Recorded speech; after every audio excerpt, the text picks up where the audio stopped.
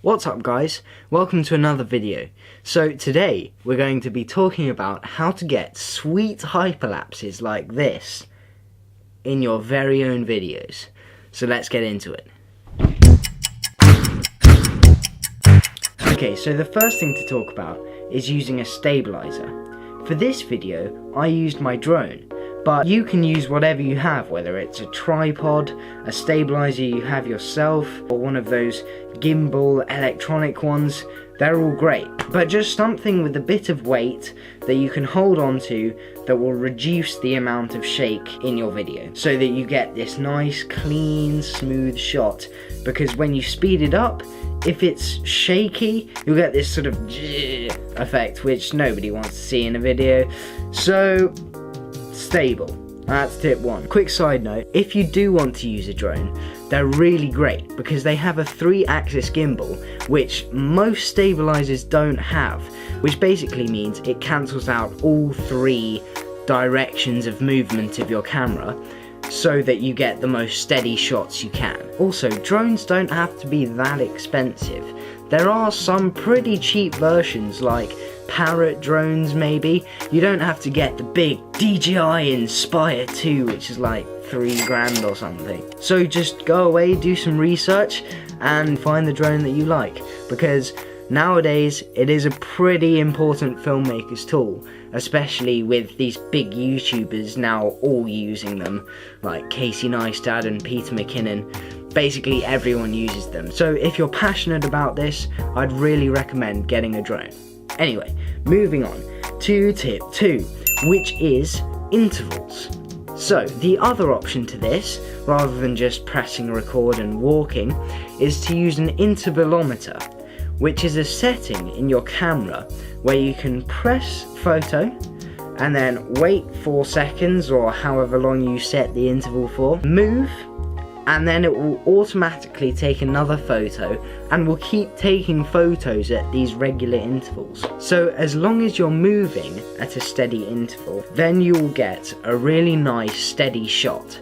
And for that technique, I'd really recommend using a tripod so that you get the steadiest still frames as you can. So with this method, once you import all these photos into your editing software, you're going to have this massive long line of photos, which are probably 10 seconds each. So the only way that I've found of sort of speeding this whole thing up is to select all the photos, press new compound clip, and then speed up that clip to say 20 times the pace, so that you have this sort of sped up hyperlapse look. On the other hand, if you're recording with your camera or your drone, you need to be taking regular steps so that you have these regular intervals basically simulated in your walk. So either walk at a steady pace, or a good method to use is look at the floor and see if there's any repeated patterns, say in bricks, 2 bricks at a time or something. Just assess your surroundings and use it to the best of your ability. Now tip number 3.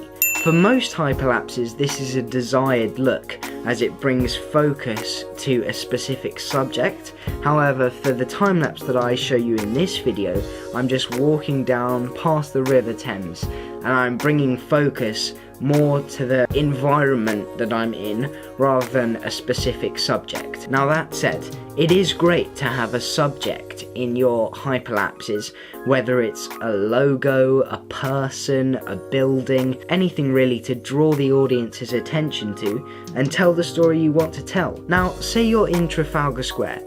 There's loads of fountains there. If you wanted to make a hyperlapse there, you could focus on a fountain and move around the fountain, which would create this really nice sort of orbiting effect with maybe people walking past in the night or something. So a great way to do this is to turn on the grid lines in your camera to make sure that your subject is in the center of your frame, and then again just use the regular intervals either on the floor or just your steady walking pace to get the smoothest shot that you can with your subject as your focus. Now for this video, as I've said before, I was using my drone, and although that does have a great 3-axis gimbal, it doesn't cancel out all the up and down movement you get from walking. So what I did is that I bent my knees and slowly walked with my drone at a fairly normal walking pace to cancel out as much of that unwanted movement as possible. So I got this even steadier shot than I got before. Now, the final thing to say is that once you get into post, as I've said, if you're using an intervalometer and taking lots of different photos, put it into a new compound clip and speed up that compound clip. Otherwise, if you're recording it, you can just speed that clip up right away. And if you still think your video or your photos are a little bit shaky, then you can use your in-editing software stabilizer setting to cancel out all that movement. Sometimes you see a little bit of this warp effect going on. I don't personally use the stabilizer setting in Final Cut, which is what I use to edit, just because I find that this warping is quite distracting for the viewer. So I just try to get as stable shots as I can with the techniques I've mentioned, and basically hope for the best. And with experience, your hyperlapses will get better, trust me. So if your first one looks a bit then just keep practicing, keep working at it, keep producing them, keep putting them out there, and soon you'll get some very nice hyperlapses. As another side note, if you want to, you can get more creative with your shots and use your speed ramp function in your editing software to create this different hyperlapse sort of look that is really cool and adds another dimension to your videos.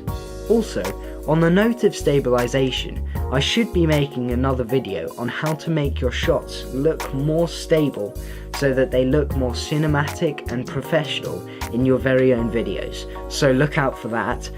And that brings us to the end.